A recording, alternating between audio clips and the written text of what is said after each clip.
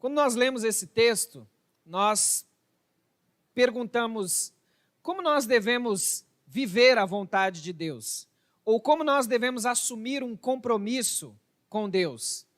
Como nós podemos responder ao amor, à graça, à bondade e à misericórdia de Deus.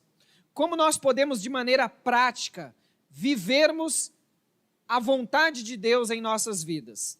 Quando nós olhamos para esse texto, nós vamos aprender.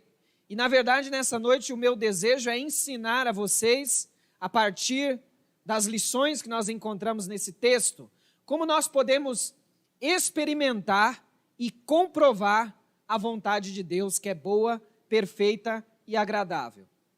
Nós vamos perceber aqui que o apóstolo Paulo, ele inicia esse capítulo usando a palavra portanto.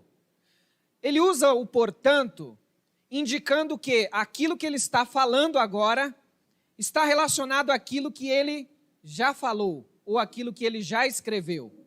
Então, com base naquilo que ele já escreveu agora, ele exorta os irmãos, ele admoesta os irmãos, ele chama a atenção dos irmãos para que eles vivam essa vontade de Deus.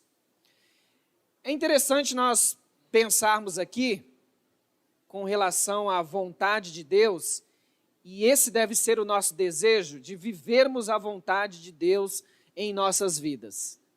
E nesse texto nós encontramos aqui o fundamento para vivermos a vontade de Deus, qual a base para vivermos essa vontade de Deus, ou assumirmos esse compromisso com Deus, essa experiência cristã do nosso dia a dia.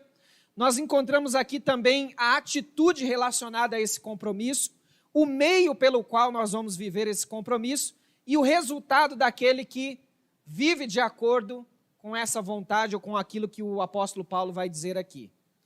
Então a base ou o fundamento para o nosso compromisso, vai dizer Paulo, são as misericórdias de Deus.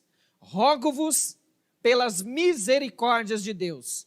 É com base nas misericórdias de Deus que o apóstolo Paulo vai dizer que nós devemos responder ao amor, à graça de Deus. É com base nessa misericórdia. E o que são essas misericórdias? Como eu disse, aquilo que o apóstolo Paulo está falando aqui está baseado naquilo que ele já escreveu. E nos capítulos anteriores, ele vai falar dessas misericórdias de Deus, ou dessas manifestações da graça, do amor, da bondade de Deus. Ele vai falar sobre justificação, vai falar sobre santificação e vai falar sobre glorificação. As misericórdias de Deus são as bênçãos da nova aliança, as bênçãos daqueles que agora tiveram um encontro com Jesus. Justificação. A justificação é Deus nos declarando justos. Nós não tínhamos justiça para oferecer a Deus. E a justificação é Deus nos tornando justos.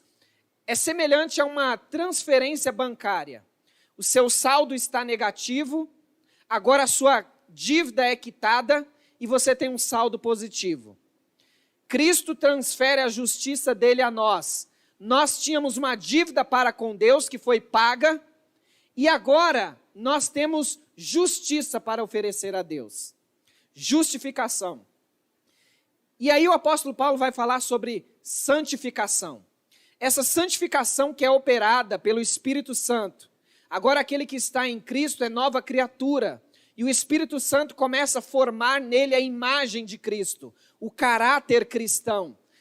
O Espírito Santo começa a aplicar essa obra em nossas vidas e, à medida que nós vamos caminhando, andando, vivendo uma vida de devoção a Deus, nós vamos também agora sendo moldados, aperfeiçoados e transformados segundo a imagem de Cristo. E Paulo também fala sobre a glorificação. Glorificação é o ponto final da salvação. Nós fomos salvos, estamos sendo salvos de nós mesmos e seremos salvos no sentido de que um dia nós estaremos com o Senhor, com um corpo glorificado, num lugar glorioso, diante do Senhor, na presença do Senhor. Esse é o ponto final da salvação. Essas são as bênçãos da nova aliança. Com base nessas bênçãos, é que vocês agora devem assumir um compromisso com Deus.